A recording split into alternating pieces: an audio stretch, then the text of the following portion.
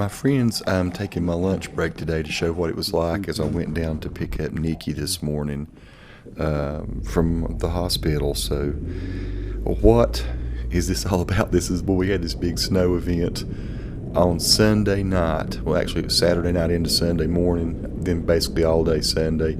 We ended up with about 15 and a half inches of snow on top of Mineral Springs Mountain. This is Tuesday at about 10:15 a.m. and I kind of waited for what I figured would be a whole lot of black ice to melt off. It had gotten down to about 24 degrees the night before, or over this night, and so I was kind of scared to come out. Now you'll see that our road had not been scraped, so the snow event was Saturday and Sunday. They did not come Monday, even though we're the highest elevation in Valdez. I'm not necessarily complaining about this, but I kind of wish they'd think about the higher elevations first about scraping instead of the last. But anyway, I'm talking kind of low because I had to go get Nikki. Here's the story. So yesterday at about, I guess it was 4:30 p.m., I had to take Nikki down to work the night shift at Valdez Hospital. Thank goodness she was at Valdez, which is close, rather than at Grace Hospital or Caroline's Healthcare System, Blue Ridge, Morganton. It's a mouthful to say. But I took her down, and it was fairly hazardous, pretty hazardous. I was the only thing I noted, it was about probably 42 degrees at that point. And I'm noticing the roads were super wet, not just this road here, but the main road when we get to Mineral Springs Mountain. This is called Mineral Springs Mountain Avenue, and so at this point, not super hazardous. It was not so bad a drive. I'm going in four-wheel drive, like low 2. This is my that is the front of my new, it's actually used but new to me, F-150 Lariat, which is really nice. I got a great deal on this. This is 2015, had 17,000 miles on it. Wow, fantastic. And it's been a godsend, I gotta say. Yesterday in particular, the snow was higher, and you can't with just a car sometimes get over some of these ruts. We have Nikki's Subaru now, but there's places where I slow down some. You're seeing me shift into like a lower gear. I think I'm in probably low 1 at this point. Four-wheel drive high, I think, low 1. I just wanted to roll over this because this is a very tricky curve here. In times past, just having a front-wheel drive car, or even my old four-wheel drive F-150, it can be a challenge coming up this, and you don't want to encounter somebody coming up and you going down when there's really no option. Honestly, looking at this right here, there's only one really good clear path to come up or down. So I was really thankful when we got around the curve there wasn't anything coming. But yeah, so the F-150 Lariat's been great. It's got a lot of different options for, whether you can get, it's not all-wheel drive, I guess, but it's some sort of advanced type four-wheel drive that comes with it. I still haven't learned everything that it'll do, but it got me up and down yesterday. Now here's what poor Nikki had to go through. I took her down at about 4:15, something like that yesterday. She wanted to get there early because she didn't know what the weather would turn to, and then she worked a 7 to 7 shift, and then just not knowing what the temperature was like, I kind of wanted to wait till it was mid-30s, or I think at this point it was 38, 39 degrees. And I figured, a lot of times what happens is on Mineral Springs Mountain, which is this road in front of us, they won't do anything to it until 2 or 3 cars wreck, and then they come up and ice it and scrape it and do some stuff. But looks like this day they'd actually done really well, and traffic was moving on it, but still it was wet. So I did wait until about, here again, 10:15 to take out and go get her. So she was there from 4 p.m. yesterday. Finished her shift at 7, and it's 10:15 when I'm coming down to get her, and so I feel terrible about that, but she was able to sleep some in the respiratory care. She's a respiratory therapist. She was able to sleep in the respiratory area there and rest and study some books for some tests she's going to take. As you can see, a little bit dicey coming down still. You can see where there was a lot of water across the road, and I'm sure that probably did freeze last night. I could definitely tell though they had put salt out. You can see in places where some of that kind of aquamarine colored salt has been dusted out on the ground. So great job there, by the DOT for at least getting that stuff out. And it wasn't too bad at all going down. I'm still just kind of letting it coast in a low gear.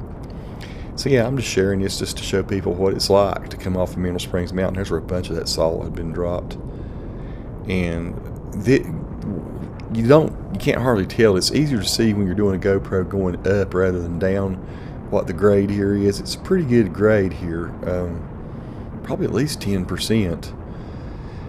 From the valley where I end up down at the bottom down here where the hospital is to the top of Mineral Springs Mountain is probably close to 1,000 feet. Now I don't live that far up. I live about 800 feet higher than the rest of the valley. I live sort of at the lower edge of Mineral Springs Mountain. The avenue that I live on does go up it is probably close to 1,000 feet higher than the rest of the Catawba Valley. So when you're looking down into the valley, it's pretty good little ways up, and so therefore you're going to get a lot more accumulation of snow. A lot of times when it rains in the valley, it snows on the mountain. A lot of times when it's rain, it might be sleet or ice on the mountain, and that's a scary thing. That's really probably the only downside that I've found about living on this mountain is probably 3 or 4 times a year it can be a little scary. You might have to stay in and work from home. Hopefully you'll have an employer that'll allow you to do that, or you can take a sick day off or whatever and let everything thaw out. This is just me. At this point, I know I've got it licked and I'm going back into 2-wheel drive at this point, so I'll just fast forward here in a minute and I can get us on out to about the I-40 area, because it wasn't too bad driving from here. So this is crossing I-40, but this is what the rest of the Valdez got down in the valley. Still a lot of snow on the ground. There's an ambulance, I guess, from, I don't know if that's one of our, I think it is one of Burke County's. That's the Hyundai place on the left. There's Valdez Weavers, the brick building there. Some trucking place there on the right. We got a new Bojangles, very cool. It's opened up this past year. They do a really nice job there. Nice to have a Bojangles close to the house. And then we're coming up on sort of what we call Rutherford College, this area down here, which is off to the east of Valdez. This is all from exit 113. A lot of people locally that have seen television commercials, exit 113 Valdez for the car places. We have our CVS and our Walgreens. A lot of people go to that Citgo to get gas. You got your Subway there on the right. Crosslink Church used to be the Methodist church. I guess it still is probably a Methodist church, but they call it Crosslink now. Over on the right here in a minute, somewhere we can go past. Yeah, there's JD's Barbecue, which is very popular. People come from 50 miles away to come and eat there.